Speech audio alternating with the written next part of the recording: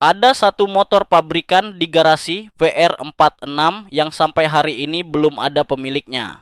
Satu unit Desmo Sedici GE P27 spek pabrikan dan hanya satu untuk dua pembalap. Siapapun yang naik di atasnya sedang diletakkan Ducati di jalur paling depan untuk mewarisi takhta Marc Marquez.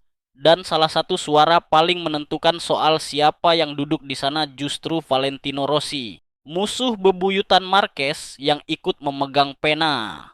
Ini bukan soal keberuntungan satu pembalap. Ketika BR46 memperbarui perjanjiannya dengan Ducati untuk 3 tahun ke depan, tim asal Tapulia itu menyebut isi garasinya dengan gamblang. Dua Desmo Sedici, satu spek pabrikan yang menerima pembaruan teknis sepanjang musim, dan satu lagi spek standar non-pabrikan. Dua pembalap, dua kelas peralatan, di bawah satu tenda yang sama. Di Grace ini, motor spek pabrikan itu sudah resmi diumumkan untuk Joan Mir sejak awal Juli. Di PR46, justru yang paling logis yang belum juga dipastikan. Menurut laporan Speedweek pada awal Agustus, alokasi motor pabrikan itu belum diputuskan. Sementara pengumuman resmi susunan pembalap sudah tertunda berpekan-pekan. Artinya keputusan itu masih hidup dan hanya hidup sekarang. Untuk mengerti kenapa satu motor bisa sepenting ini, kita harus melihat dulu peta kursi di tim pabrikan. Ducati sudah mengunci dua nama di garasi utamanya sampai 2028. Marc Marquez dan Pedro Acosta. Tidak ada lubang di sana. Tidak ada kursi yang bisa direbut siapapun dalam 2 musim ke depan. Justru disitulah plot twistnya. Pertarungan untuk menjadi penerus Marquez tidak lagi berlangsung di Borgo Panigale, melainkan di tim satelit. Dan tim satelit yang dimaksud bukan Grace ini, satelit Ducati satunya lagi, melainkan PR46. Kandidat pertama adalah Fermin Aldeguer, dan posisinya jauh lebih rumit daripada yang terbaca dari daftar susunan pembalap. Aldeguer masuk ke VR46 mulai 2027 dengan status yang selama ini melekat langsung ke pabrikan, bukan ke timnya. Dia sudah 2 musim di kelas utama, dia sudah pernah menang, dan dia satu-satunya kandidat di garasi itu yang pernah menjalani 1 musim penuh dengan Desmo Sedici. Namun musim 2026 menghancurkan momentumnya. Cedera merusak ritmenya, hasilnya berantakan, dan itu terjadi persis di tahun ketika dia paling butuh terlihat meyakinkan. Yang jarang disebut adalah ini, Aldeguer sudah 2 kali ditolak. Pertama, motor pabrikan di Grace ini yang akhirnya jatuh ke tangan Alex Marquez, bukan ke tangannya. Kedua, kursi tim pabrikan untuk 2027 yang diberikan kepada Pedro Acosta, pembalap yang bahkan belum pernah menunggangi Desmo Sedici dalam satu balapan pun. 2 kali namanya ada di meja, 2 kali namanya dicoret. Kalau kali ketiga dia kalah lagi, pesan yang dikirim Ducati tidak lagi bisa dibaca sebagai kebetulan. Yang menarik, Aldeguer tidak pernah melawan keputusan itu di depan publik. Saya mengerti kenapa Ducati memilih Acosta. Mereka menginginkan pembalap terbaik, ujarnya seperti dikutip dari GP Own. Kalimat itu tenang dan sekaligus menjelaskan posisinya hari ini. Dia menerima penilaian pabrikan atas dirinya, dan penilaian berikutnya ada di tangan orang lain.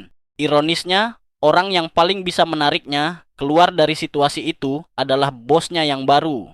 Awalnya memang sedikit mengintimidasi, ujar Aldeguer soal Rossi seperti dikutip dari Crash. Dia tidak akan hadir di setiap balapan, tapi saya diberitahu bahwa saya bisa meneleponnya dan bersandar padanya untuk apapun yang berhubungan dengan daya saing. Kalimat itu terdengar seperti antusiasme pembalap muda. Dibaca sekali lagi, kalimat itu adalah pengakuan bahwa masa depannya kini bergantung pada penilaian satu orang. Dan ini bagian yang jarang dibahas. Ternyata masih ada satu lapisan lagi, dan namanya Nicolo Bulega. Di atas kertas dia cuma rookie. Di lapangan, dia sedang memimpin klasemen World Superbike 2026.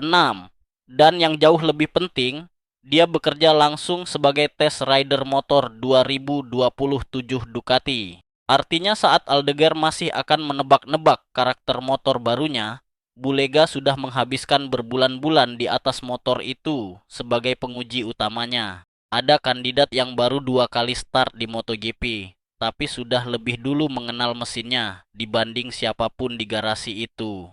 Namun, status rookie ada harganya. Ducati menyodorkan kontrak 1 tahun plus opsi 1 tahun kepada Bulega. Format yang memaksanya membuktikan diri dalam 12 bulan atau tersingkir. Dia tidak menyukai format itu, tapi akhirnya tetap menekan kontrak itu di akhir Juli. Sebagai rookie, kamu harus menerima hal-hal di tahun pertama yang tidak perlu ditelan pembalap papan atas, ujar Bulega seperti dikutip dari Speedweek. Kalau saya ingin mengambil langkah ini, saya harus berkorban di tahun pertama. Dan yang saya maksud bukan cuma soal uang, melainkan soal semuanya. Kalimat terakhir itu bukan basa-basi. Itu bunyi pembalap yang sudah diberitahu bahwa motornya mungkin bukan yang terbaik di tendanya sendiri. Buat yang ingin terus mengikuti lapisan-lapisan cerita seperti ini langsung dari dalam pedok, subscribe ke GP Insider ID. Karena lapisan berikutnya justru yang paling rapuh dari semuanya. Dari sinilah cerita berubah. Sampai titik ini semuanya masih soal balapan. Bagian berikutnya tidak. Beberapa sumber menyebut program pemangkasan biaya di Volkswagen, induk yang menaungi Ducati, mulai menekan cara pabrikan Italia itu membiayai para pembalapnya. Menurut laporan tersebut, hanya Marquez dan Acosta yang akan bertahan dengan kontrak yang dibayar langsung oleh pabrikan.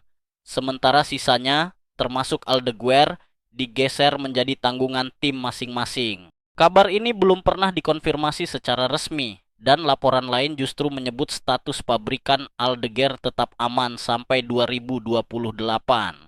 Dua versi yang saling bertabrakan, dan keduanya bermuara ke satu titik yang sama. Jika versi pemangkasan biaya itu yang akurat, maka konsekuensinya jauh lebih besar daripada sekadar siapa yang membayar gaji. Selama ini kontrak langsung dengan pabrikan adalah tameng Aldeguer. Alasan struktural kenapa motor spek pabrikan itu seharusnya jatuh ke dia tanpa perlu diperdebatkan. Cabut tamengnya. Dan alokasi motor berubah sifat dari kewajiban Ducati menjadi keputusan tim. Maka pertanyaan besarnya bukan lagi siapa yang lebih cepat antara Aldeguer dan Bulega, melainkan siapa yang lebih dipercaya oleh pemilik timnya. Dan pemilik tim itu bernama Valentino Rossi, orang yang 11 tahun lalu berdiri di depan mikrofon dan menuduh Marc Marquez sengaja merusak perburuan gelarnya. Orang yang sampai hari ini tidak pernah benar-benar berdamai dengan nama itu. Sekarang dia duduk di ruangan tempat motor terbaik Ducati di luar tim pabrikan dibagikan. Dan motor itu adalah tiket menuju kursi yang kelak ditinggalkan Marquez. Sulit membaca situasi ini sebagai apapun selain ironi terbesar bursa transfer MotoGP modern. Bulega memilih jalur yang tidak akan pernah diambil pembalap mapan. Dan Aldeguer sudah kehabisan jatah untuk kalah sekali lagi. Salah satu dari mereka akan bangun di bulan Maret dengan motor yang menerima setiap pembaruan Ducati sepanjang musim. Dan satunya lagi akan menonton pembaruan itu lewat data pembalap sebelah. Pewaris Marc Marquez tidak akan dipilih di satu ruangan saja. Borgo Panigale dan Tabulia harus sepakat.